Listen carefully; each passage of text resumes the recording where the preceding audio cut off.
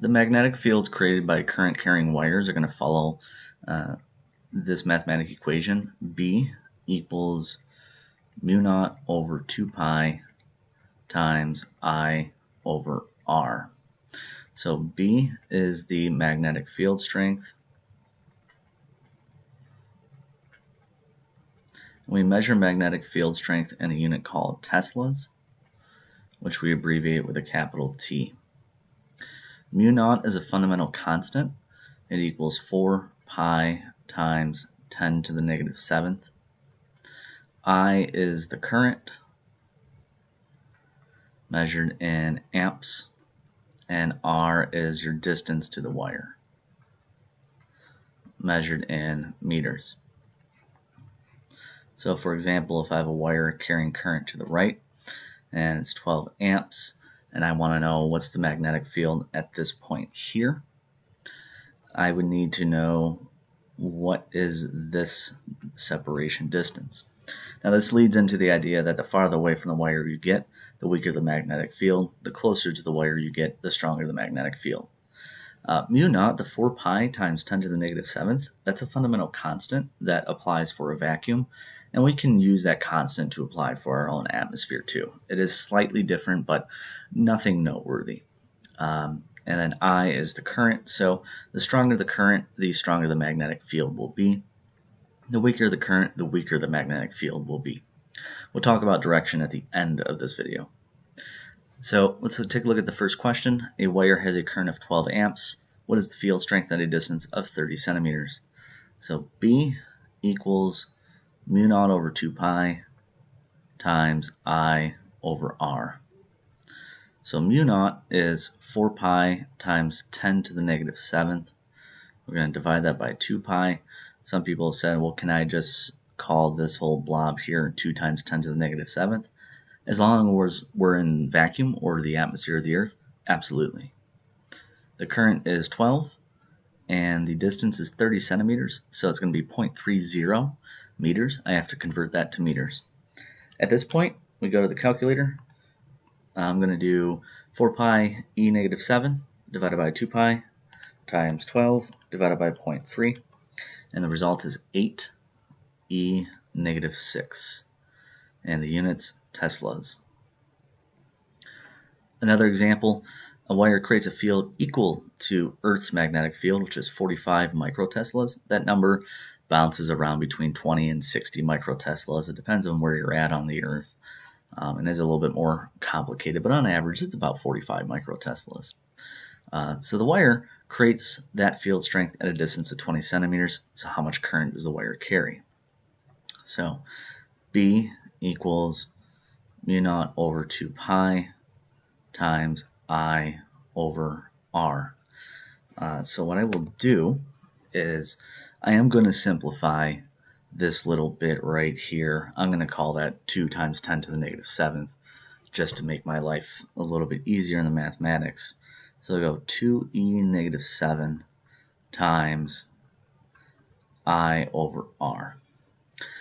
B is given to me as 45 microteslas, so that's 45 e negative 6. That equals 2e negative 7 times the current over 20 centimeters, so that's 0.20.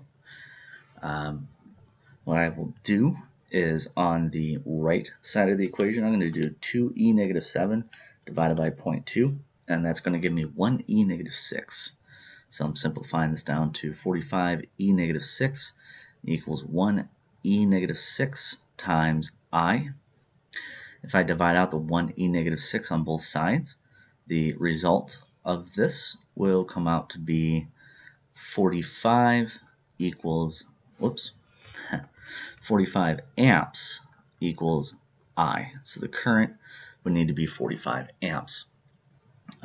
Just a thing about everyday life, people have wondered, would the power lines, in particular urban areas, would the power lines creating these magnetic fields do something to be dangerous to human beings that are walking underneath them? Obviously the power line is a good 5 to 10 feet above your head, but would it be dangerous to you? And we can see 45 amps is a decent amount of current.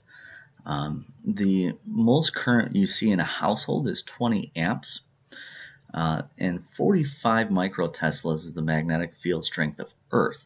And we see that at already a distance of 20 centimeters, 20 centimeters from the wire is where we drop down to the strength of Earth's magnetic field. So 20 centimeters, I mean, you're talking a handful of inches here. This is going to be less than a foot of distance. So the answer to that question is it dangerous to me? And the answer is definitely no. If it was dangerous to you, the truth is it really wouldn't matter, because the Earth's magnetic field would be bombarding you with magnetic field all the time. The last bit is, what is the direction? And the direction is a little tricky. The magnetic field creates concentric circles around the wire. The best way to figure out which direction are those circles going is what we call the right-hand rule. We call it the right-hand rule because you use your right hand to do this. I tend to grab a pen or pencil that I'm writing with, and I will grab it with my right hand. As I grab it with my right hand, I am going to point my thumb in the direction of the current.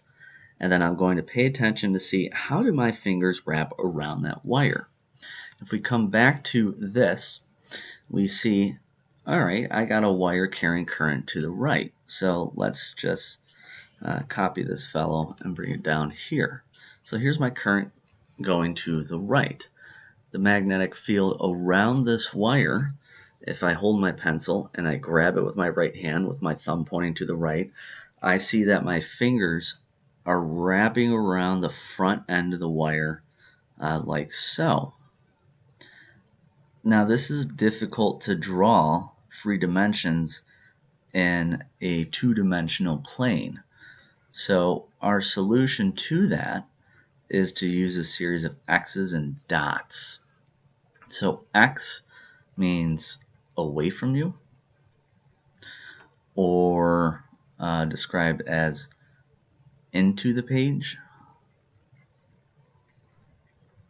and dots imply towards you or out of the page. And that's a universal way of doing this.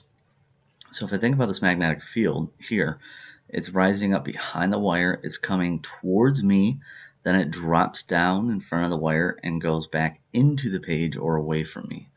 So I would do X's below the wire, and then those X's, the magnetic field wraps behind the wire and pops back out of the page and heads towards me above the wire, and then the line comes directed downwards on this side of the wire, goes back into the page, comes up behind the wire, and then comes back out of the page.